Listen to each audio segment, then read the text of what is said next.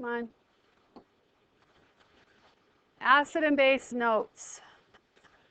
Day 2. We're going to talk about pH and pOH, and you've been using the pH and pOH already with your lab that you've been doing at home, and hopefully you finished that, and also with the pH square that I gave you at home. Okay, so we're going to go through this a little bit fast because we basically already know this, and then we can use the time other ways. So I wanted to show this. Let's see if it'll let me do it right from here. If I have to, looks like I have to do a copy and a paste. It's not going to just let me.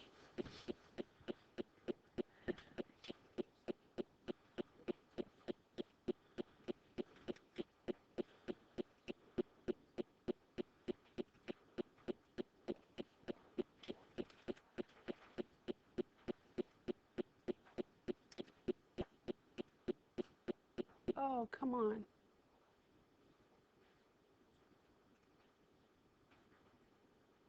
Oh, there it is, of course.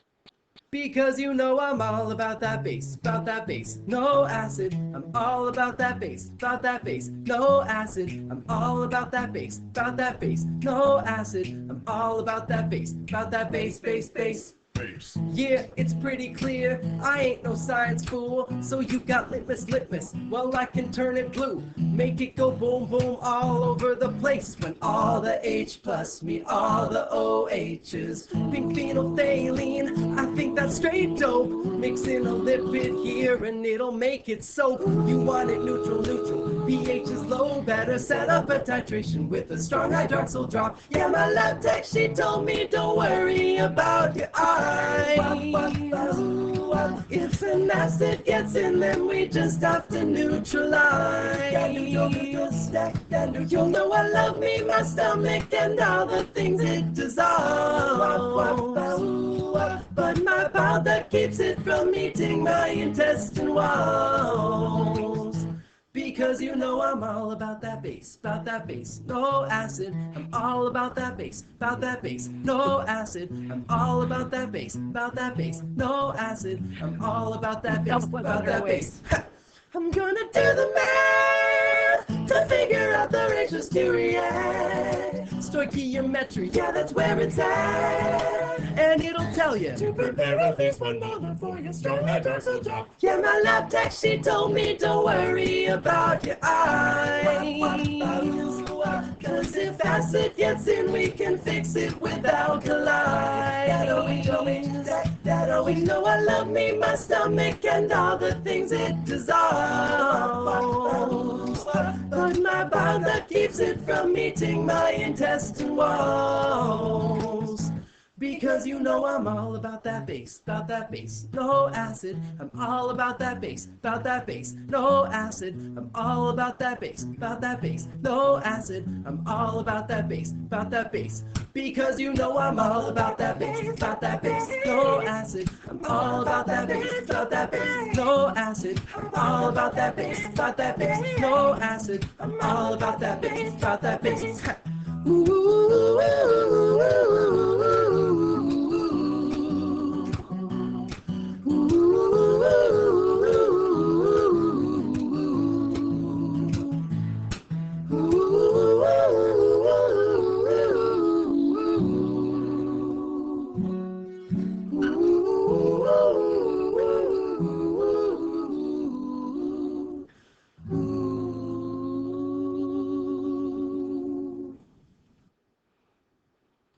Okay, let's go back to lecture.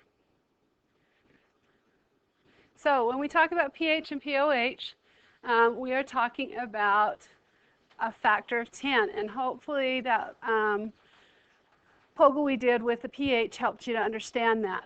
So if it's 10 to the 0, the pH is 0. If it's 10 to the minus 4, the pH is 4. Okay. If I have a number in front of that, like something times 10 to the 5th or 10 to the negative 5th or negative 6th, then it's going to be between the numbers. So it's going to be like 3 point whatever or 4 point whatever. Acids are red on your pH paper or litmus, and bases are blue. Okay. So an acid is under 7, and a base is above 7 or over 8. So I should have said here, instead of over 8, it's over 7, and 7 is neutral. Okay, because at 7.1, I'm actually considered a base. Okay, so if it's over 7 or under 7, so it's not equal to 7, if it's equal to 7, it's neutral. H plus and OH minus are always present. It just depends on how much, and I hope you're getting that from that pH Pogo that we got. They're always there. It just depends on how much, which one's bigger. Whichever one's bigger tells me is it an acid or is it a base. Okay, but they're always present. The largest concentration determines which is which. So as we're looking at this scale right here, hopefully as you did your testing at home, you were able to find some things. I know a lot of kids did not find a lot of things that were blue, but if you look at the stuff that's in the blue area here, you probably don't have sodium hydroxide at home, but you do have bleach. So if you tested bleach or ammonia, you probably got a blue. You don't have lime water, but if you tested milk and magnesia, you probably got a blue. Borax, some families have at home, but not a lot. If you tested that, that would have been a 9, or like laundry soap, okay? Baking soda, and then you start getting down into where we mostly operate, which is human blood, tears, egg white, seawater. And you'll notice most of the things you tested were in the acid range, right? Is that what you guys found? Okay, so we get down here with gastric juices, which is your stomach juices, which are about almost a 1. So this is the paper that I gave you that you can go back and forth between pH, POH, and H plus and OH concentrations. You'll need to memorize these formulas. Now, here's the hint. If I have a pH, look at the going from pH or POH down to H plus or OH minus. The equation is the same. It's 10 to the minus whatever P what I have. If I have pH, it's 10 to the minus pH. If I have POH, it's 10 to the minus POH. Okay, and that will give me concentration. If I want to go back from concentration up to the top, what do? I minus the log of whatever I have, and that'll give me the POH or pH. And then the connecting point between pH and POH is they both add to equal 14, right? And then the bottom to connect the concentrations, I just times them together and they equal 10 to the minus 14. Notice the 14s are the same. Okay, but on the top I'm going to add, on the bottom I have to times. Because when you times two numbers that have exponents, what do you do to the exponents? You add them, right? Okay, so there is a connection there. So there's basically only 4 equations that you really need to memorize, right? The minus the log will get me to P whatever, and 10 to the negative P whatever will get me to the concentration, and pH plus POH equals 14, and concentration times concentration is going to give me 10 to the minus 14. Okay, but you got to have those memorized for the test. Okay, I gave you this little card to help you along the way to hopefully help you figure it out, but you got to memorize it for the test. All right, so let's do some calculations. If you don't have a calculator, there's some over there you can go grab. You're going to need them today because I don't know about you, but I cannot do logs in my head. So make sure you grab them. So, and if you've got your, they're over in the corner by the flag. If you've got your little square, get it out too, because it's going to be helping you today. Okay, and remember when you get to the test, you want to make sure that you do a quick brain dump. So if you got those equations in your head, write them down the minute you get the test, when you get your test, okay? All right, so let's look at these really quickly. We've got pH equals minus the log of the hydrogen concentration. And the hydrogen concentration equals minus pH. Now, if I just replace those with OH, it'd be the same thing. They're the same equations. Okay, so what is the pH of this concentration? So I'm going to take, to get the pH, I'm going to go minus the log of, and I'm going to put this into my calculator. Now, if you have the new, after you do the caret and the -3, if you have the new operating system, then you've got to arrow over before you put the final parenthesis. Okay? So go ahead and put that in your calculator. Let's see if we all get the same number.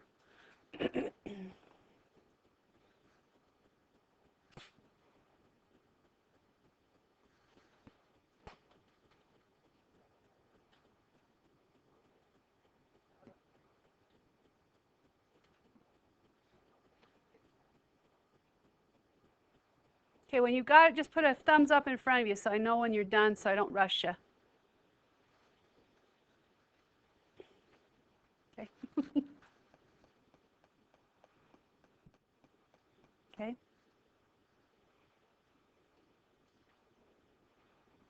Now you should know you should get a number between what and what? 0 and 14, right? You should get a number between 0 and 14. Now we do have some acids that are really strong and you'll actually get a -1 or -2. And we do have some bases that are very strong and you sometimes get a 15 or 16. But for the most part, it's going to be between 0 and 14. All right. Show me on your hands, because I'm guessing it's somewhere between 1 and 10. What's the first number? What's the first number? 2. Okay. Second number. Okay, we all agree on 4. And the last number? Another 4? Okay, did everybody get this? All right, awesome. Okay, so the next part, we've been given the pH. Now we want to find the concentration of hydrogen. So anytime I want to do the concentration, I go 10 to the minus. If I have POH, I do POH. But here I have pH, so I plug that into my calculator. Because if I have a decimal up in my exponent, I can't have that. So I've got to plug it in my calculator to see what that actually is. So this is going to be my concentration of hydrogen. Plug it through the calculator. And I know my 10 to the power should be either a 5 or a 6, right? -5 or -6. So I'm going to have times 10 to some power. And I've got to watch that in my calculator because it will say E and then the number. Okay? So what's the first part? Somebody got it done? Be brave. Malachi, you got it? No? You got it, Sarah? Give me one more decimal here.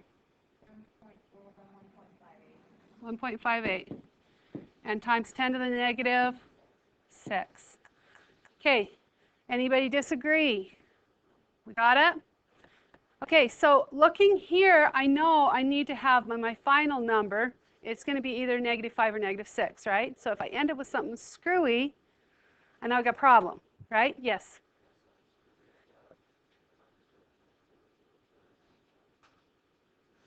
Okay, 0, 0, how many zeros? 5? Okay, yours just isn't in scientific notation. So this number is equal to 0.123455158. Okay? All right. All right, we're ready to roll on. Everybody okay with this? Plugging in. Let's do the next one. It's the same equations, only this time we're using OH instead of H+. Okay? So we're wanting to find the POH. POH is going to be minus the log of the concentration of hydroxide. So I'm going to go minus the log of 2.79 times 10 to the -6. Looking at my exponent here, what number should I have for my first one? About. I'm somewhere between either 5, 6, or 7, right? I shouldn't end up with a 1 or 2 or 3. Should be between 5, 6, or 7 because one either way of this. Okay? So plug it through. Let's see what we get.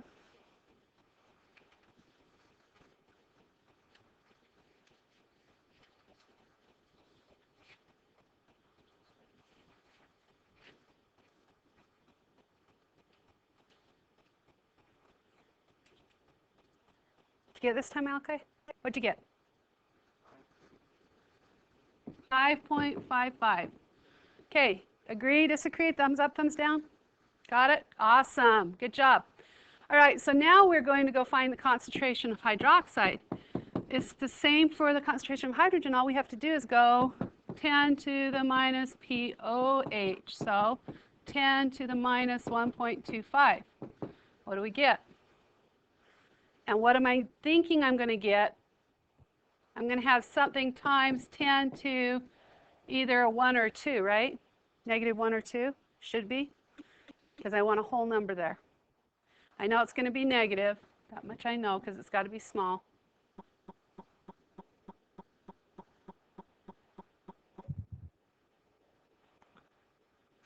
Natalia, do you have the answer? Okay, give me a number. 2, 3. Okay, so that would be 5.62, because I need to move this 1, 2 to get that decimal there. It's going to be a negative 2. How do we do? Okay, now these are always molarity. I forgot to do that on the other side. Those are always molarity. pH doesn't have a unit. It's just pH or POH. Okay? But concentration, remember these brackets right here? That means molarity. All right? All right, let's move on. So, looking at the scale, then the other equation we've got that went across the top of our square was pH plus POH equals 14. So if I have a pH of 2, that corresponds to a POH of 13. They have to add, sorry, that didn't work. 2 and 13, they're off a little bit here. It should be 2 corresponds to 12. So they're off a little bit on the scale there. So if I have a POH of 4.5, I'm going to look at the pH plus POH equals 14, and I'm going to rearrange it saying 14 minus POH will give me pH, right? Or I can just plug it in and say, okay, 4.5 plus pH gives me 14, so what does that pH have to be? But I'm basically going to just subtract 4.5 from 14, right? So what is my pH? It's going to be less than 10, right? 9.5, good. We're good with that.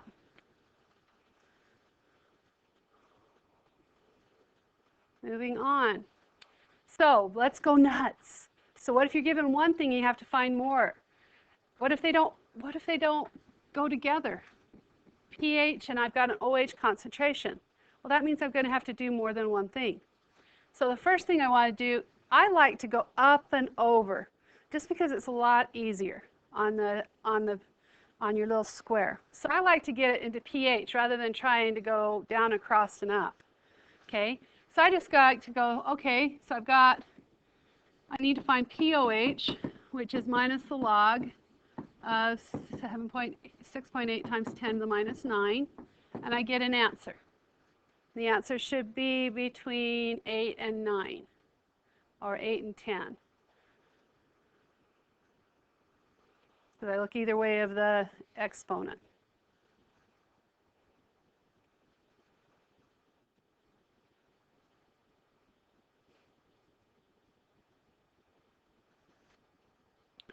Anybody got that yet? Okay. 8.16. All right. So then I know, oh, all I have to do to get to pH is go 14 minus this, and I've got my answer, right? Because between pH and POH, they both have to add to 14. So if I have one of them, 14 minus that, other one's going to give me what I need. So what do I have? 3 point what? Did I do that wrong? 5. Okay. 5.84. Totally wrong. All right. So there is my pH, and I'm done. So I had to do 2 steps, but they weren't hard, right? Let's go to the next one. So this time I've been given the H plus concentration, and I'm trying to find the POH. So I'm just going the other way. So again, minus the log of it, and I get to pH. So minus the log of 3.495 times 10 to the minus 4. Looking at what we've been doing, have you noticed that usually the pH is 1 less than the exponent when I have a number out in front of it? Okay, so we should be in a 3's, right? Did we get a 3 something? What did we get? 3 point, give me 2 after the decimal. 46. So then all I have to do is go 14 minus that, and I've got my POH.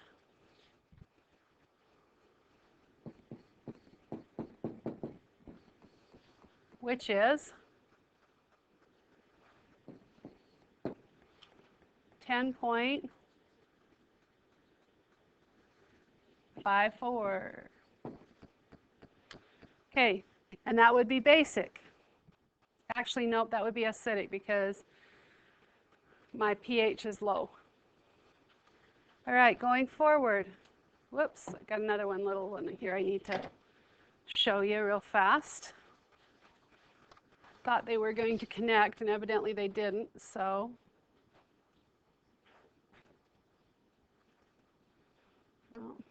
Oh, I started too. It does connect, it just starts it on the next page over here.